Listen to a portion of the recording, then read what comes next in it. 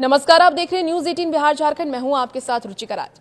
GST में अगली पीढ़ी के सुधारों के तहत जल्द ही दरों में कटौती की तैयारी है। दिल्ली में होने जा रही जीएसटी काउंसिल की बैठक में 4 की जगह जीएसटी के 2 स्लैब रखने के प्रस्ताव पर मुहर लगने की पूरी उम्मीद है। और इस बदलाव के बाद केंद्र सरकार के सामने सबसे बड़ी चुनौती है जीएसटी की दरों में कटौती का लाभ आम आदमी, किसान और छोटे उद्योगों को देना रहेगा, क्योंकि मौजूदा समय में कोई ऐसी व्यवस्था नहीं है जिसके तहत कीमतों पर सीधे तौर पर निगरानी रखी जा सके। सूत्रों का यह कहना है कि राज्यों की तरफ से भी चिंता जताई गई है कि जीएसटी दरों में कटौती का लाभ सीधे तौर पर आम आदमी, किसान और उद्यमी को मिले।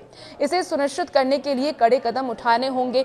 खास करके विपक्ष शासित राज्यों में बीते दिनों मंत्रियों के समूह की बैठक में ये मांग उठाई गई। अब ऐसी व्यवस्था बनाई जाए जिसके जरिए ये सुनिश्चित किया जा सके कि दरों में कटौती का लाभ उपभोक्ताओं तक पहुंचे।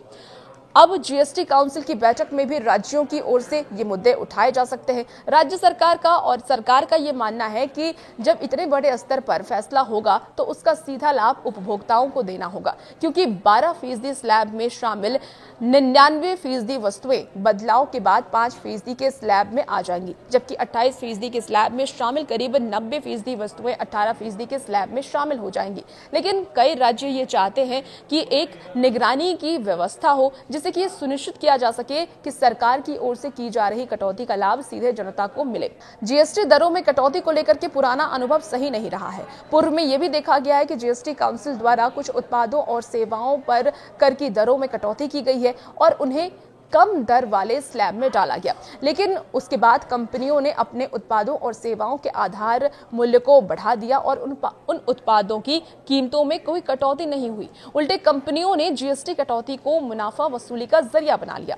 बीते महीने जीएसटी कलेक्शन 1.86 लाख करोड़ रुपए से भी ज्यादा रहा है और बीते वर्ष की अगर हम बात कर लें तो बीते वर्ष की समान अवधि के मुकाबले करीब 6.5% की बढ़ोतरी दर्ज की गई है। अगस्त में जीएसटी रिफंड में करीब 20% की गिरावट आई है, जो कि बीते महीने घट करके 19.359 करोड़ रहा है। इसके साथ ही सरकार की ओर से जारी आंकड़े इससे ये पता चलता है कि अगस्त में देश का कुल टैक्स कलेक्शन 1,86,315 करोड़ रुपए रहा है, जो कि जुलाई की तुलना में 6.5% रहा है। हालांकि जुलाई में कुल जीएसटी कलेक्शन 1.96 लाख करोड़ रुपए से भी ज्यादा रहा है। वैसे में जुलाई के मुकाबले गिरावट आई है, पर सरकार का ये मानना है कि सालाना आधार पर टैक्स कलेक्शन का बढ़ना ये दर्शाता है कि देश में आर्थिक गतिविधियों में बीते वर्ष के मुकाबले तेजी आई है। जीएसटी काउंसिल की बैठक में विपक्षी राज्यों की मांग पर केंद्र सरकार कीमतों पर कड़ी निगरानी रखने का फैसला ले सकती है।